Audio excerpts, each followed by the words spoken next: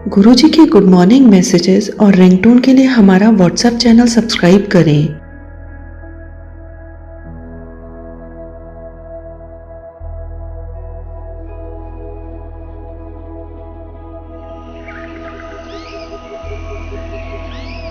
एक समय की बात है, श्री गुरु नानक देव जी रामेश्वरम की प्रख्यात भूमि पर जा पहुंचे। उस समय अत्यंत भयानक आंधी आई। आंधी इतनी भयंकर थी कि पेड़ भी उस आंधी की चपेट से न बच पाए। चारों ओर मिट्टी उड़ रही थी। पशु पक्षी भी भय के कारण इधर उधर उड़ने लगे।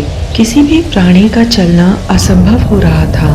भाई मर्दाना डर के मारे नीचे बैठ गए। तभी जगत गुरु श्री गुरु नानक देव जी ने भाई मर्दाना से कहा, मर्दाने, डरने से कोई भय दूर नहीं होता। तुम गुरु का सिमरन करो।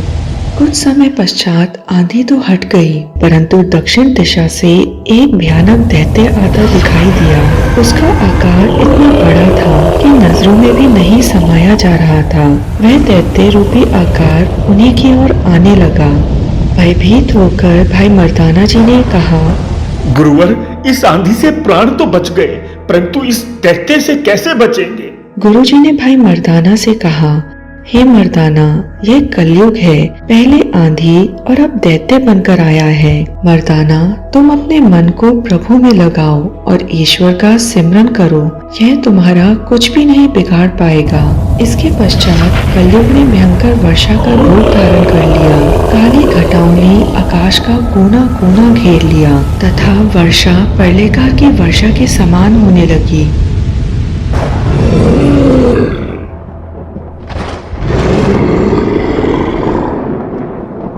भाई मर्दाना जी ने गुरुजी से पूछा, गुरुजी, ये क्या हो रहा है? कभी तूफान तो कभी दैत्य तो कभी बारिश। यह सब कब थमेगा? इसके पश्चात गुरुजी ने कहा, जो ईश्वर से परे है और प्राणियों को जो दुख देता है, उन्हीं को यम द्वार का भय होता है। हर किसी को किसी न किसी का सहारा है, परंतु संत महात्माओं को एक परमेश्वर का ही सहारा है, जिसने सारी सृष्टि को बनाया है। उस ईश्वर का सहारा है, वही अपने भक्तों की रक्षा करता है।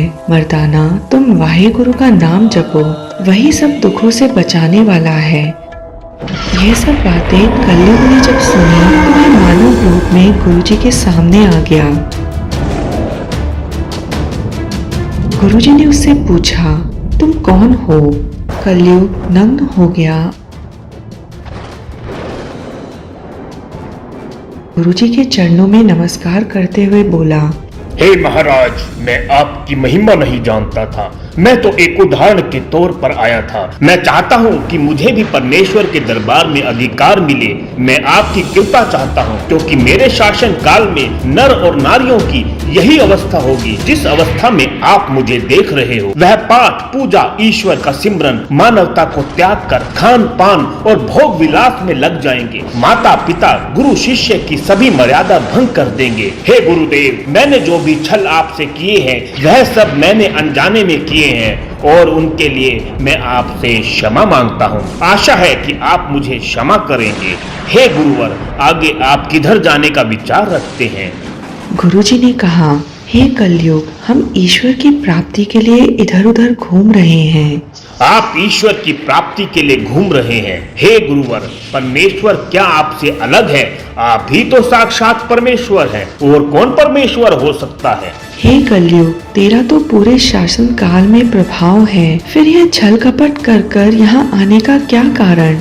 हे गुरुवर, मैं अज्ञानवश आपकी परीक्षा लेने और आपके दर्शन करने को इधर आया हूँ। तब गुरुजी ने कलयुग से कहा, अच्छा, पहले तुम अपने लक्षण कहो और फिर यह बताओ कि तुम्हारी जो सेना है वह कैसी है? हे गुरुवर, मेरी सेना का सेनापति झूठ है तथा राजा मोह है। छोटा सेनापति हिंसा है। काम, क्रोध, लोभ, मोह, तृष्णा, आलस्य, यह सभी मेरी सेना के योद्धा हैं। जो व्यक्ति इन पर विजय प्राप्त कर लेगा अथवा अपने करीब नहीं आने देगा, वह व्यक्ति अजय हो जाएगा। परंतु हे महाराज, मेरी यह दुर्जन सेना किसी से नहीं हारती। सबको जीतना इसका बाएं हाथ का कार्य है। मेरे इन योद्धाओं ने बड़े बड़े दिग्गज प्राप्त करे हैं। मेरे शासन काल में गुरु और उपदेशक पाखंडी और दुराचारी होंगे। वेद शास्त्रों तथा सभी ग्रंथों का त्याग कर कुनिंदा कर अपनी ही पूजा करवाने में मगन रहेंगे। जो काजी होगा वह न्याय करने के लिए बैठेगा, वह झूठे प्रमाणों को सामने रखकर वह रिश्वत लेकर अन्याय करेगा। हाथ में ईश्वर की तस्वीर होगी और मन में अपराध का निवास होगा। बड़े बड़े साधु अपने धर्म को त्याग कर अपने चरित्र से नीचे गिरने में ही अपनी शान समझेंगे। गेहुआ वस्त्र पहनकर साधु शासन के मोह में फिरेंगे। दिखावा तो बहुत होगा परंतु मर्यादा तथा धर्म नीति की मिट्टी पलीत होगी। जो त्यागी होगा साधु होगा पैसा कमाएंगे, उनके खाते चलेंगे और उनके बाल बच्चे उनके आगे पीछे चलते नजर आएंगे। ब्रह्मचारियों के घर में 2-3 स्त्रियां होंगी। और क्या क्या होगा हे महाराज, मैं तो आपके सामने अभी कहते हुए भी लज्जा महसूस कर रहा हूँ। गुरुजी ने कलयुग की बातें सुनकर कहा, हे कलयुग, परमात्मा के सामने तुम्हें जवाब देना होगा क्योंकि इसकी जिम्मेदारी तुम्हारी है। तुम संसार के रक्षक हो और हम उस परमात्मा के भक्त। तुम्हें इन बातों का जवाब देना होगा और तुम्हारा हिसाब लेने के लिए भगवान हमें ही चुनेगा। बताओ उस समय तुम्हारी यह अकड़ कहाँ जाएगी। तब कलयुग ने डरते हुए कहा, मैंने आपकी शरण इसलिए ही स्वीकार की है। आप उस परमात्मा के बंदे हैं। जब मेरा हिसाब लिया जाएगा उस समय आपको मेरे पर अपनी कृपा करनी होगी। बस यही एक विनती है। गुरुजी ने कहा, जब वह समय आएगा तो हम कुछ न कुछ कृपा तुम पर जरूर करेंगे। मुझे इसमें कोई भी संदेह नहीं है, पर मैं कैसे विश्वास करूं कि आप कृपा करेंगे। आप मुझसे कोई भेंट स्वीकार करें तो मुझे विश्वास होगा। गुरुजी बोले, हमने सुखों का त्याग कर दुखों को अपनाया है, इसलिए हम तुम्हारी भेंट स्वीकार नहीं कर सकते। परंतु हे गुरुओं के गुरु, मेरी तसल्ली कैसे होगी? तब गुरुजी ने उससे पूछा, तुम्हारे पास क्या क्या वस्तु है जो तुम मुझे देने के लिए तैयार हो? हे गुरुवर, मेरे पास हीरे जवाहरात, मानक, सोना, चांदी एवं अनेक प्रकार के उपहार हैं। यह सब वस्तुएं मैं आपके चरणों में रखने को तैयार हूँ। आप बस आज्ञा करें, आपको क्या चाहिए? गुरुजी ने ऐसी किसी भी वस्तु को लेने से मना कर दिया। गुरुवर, मैं तो आपका शिष्य बनने आया हूँ। आप कहो तो मैं सोने का मंदिर बनवा दूं, हीरे मोती जड़वा दूं, आपके आराम के लिए आभूषण से जड़े पलंग बनवा दूं। गुरुजी ने कहा, मैं बाहरी सुंदरता नहीं चाहता, मुझे तो सिर्फ परमेश्वर की भक्ति चाहिए। जो चीजें तुम मुझे देना चाहते हो वो आज किसी के पास है तो कल किसी के पास। जो वस्तु स्थिर नहीं है वह दुखों का कारण बन सकती है। यदि तुम्हारी अत्यंत श्रद्धा है तो मैं तुमसे यह सब अपने 10वें अवतार में स्वीकार कर लूंगा।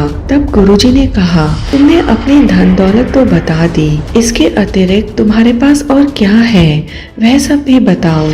गुरुवर, मेरे राज्य में निंद्रा, आलस्य, तृष्णा, मस्ती, पापी, दुराचारी और यारी और निंदा आदि से कोई नहीं बच पाएगा। गुणी पुरुषों का अपमान होगा। सत्यवादी को लोग मूर्ख समझेंगे और जो बहुत बोलेंगे अगर वह मूर्ख भी होंगे तो वे गुणी कहलाएंगे। वह राजाओं के निकट स्थान प्राप्त करेंगे, धनी रहेंगे और वह प्रजा को लूटने का कार्य करेंगे। लोगों पर भांति भांति प्रकार के कर लगाए जाएंगे, उनका शोषण किया जाएगा। पति अपनी स्वरूपा नारी को छोड़कर करूपा से प्रेम करेगा तथा पत्नी अपने पति को त्याग कर प्रेम संबंध जोड़ेगी। पुत्र कहेंगे हमारे पिता मूर्ख हैं, वे भाई बहनों के झगड़े कचहरी में चलेंगे। क्षणिक धन व स्त्री लोभ के लिए लोग खून की नदियां बहा देंगे। पाखंडी भगवे वस्त्र पहनकर लाखों रुपए इकट्ठे करेंगे। वह ग्रस्त और सादा व्यक्ति रोटी कपड़े को भी तरसेगा।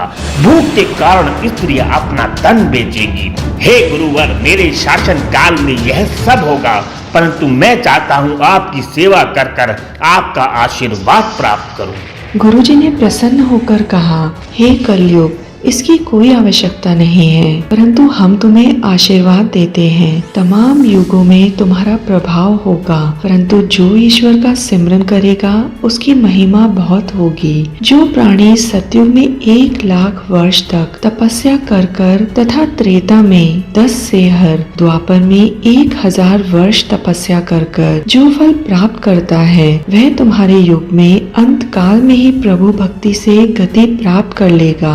हे महाराज, मैं आज से प्रतिज्ञा लेता हूँ, जो ईश्वर का सिमरन करेगा, आपके भक्त होंगे, उनसे मैं हमेशा दूर रहूंगा। यह कहकर वह हाथ जोड़कर वहां से चला गया।